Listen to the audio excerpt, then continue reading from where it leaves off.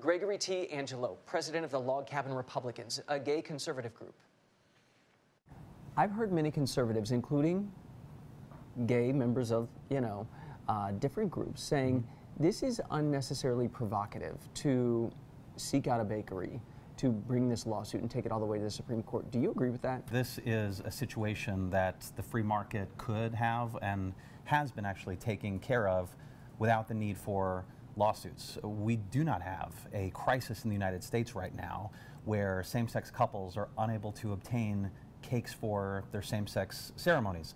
There are, however, some bakeries that do have hesitations about providing services for same-sex ceremonies, and that's what this case is predicated upon. Part of me does feel that the people who brought this suit are liberal troublemakers who could very easily, and ultimately did, go to a vendor who was more than happy to provide them services for their wedding.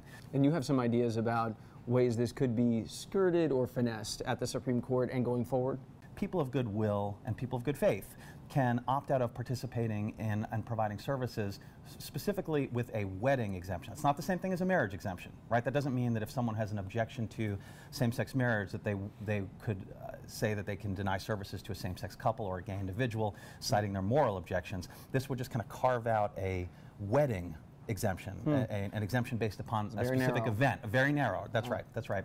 Other alternatives, a number of the amicus briefs that came before the Supreme Court argued that a cake is just a cake until and unless you actually have writing on that cake. Then it becomes speech. We have precedent for the Supreme Court ruling on actual text and things like lyrics of songs, etc. Also, here's a middle ground. All right, if you want to bake a cake with whatever message, if you want me to bake a cake, I will bake you the cake. When it comes to asking me to put a specific textual message on the cake, that's where I draw the line, or have the right to draw the line. Some people argue that if you are going to provide a wedding cake for an opposite-sex couple, you do have an obligation under the law to provide a cake for a same-sex couple. But once again, you narrow things a little bit if you say, well, I provide cakes for anyone who's married at this church. And churches have ministerial exceptions.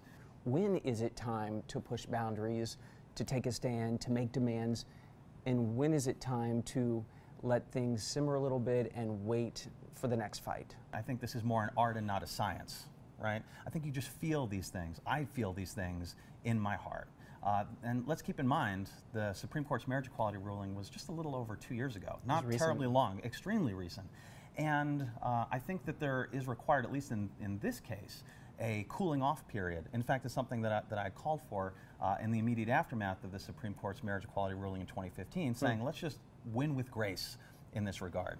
And I have said even back then, and it's coming to a head right now, that if the next horizon on the LGBT equality front in the United States is a fight against bakers, photographers, florists, mom and pop retail shops, and little grandmas and grandpas who are just providing cakes for the local community, we're going to lose a lot of the same Americans who came to our side, especially those who went from opponents to reluctant supporters of marriage equality. The goodwill out there. That's right, the people of goodwill out there. Yeah. Okay.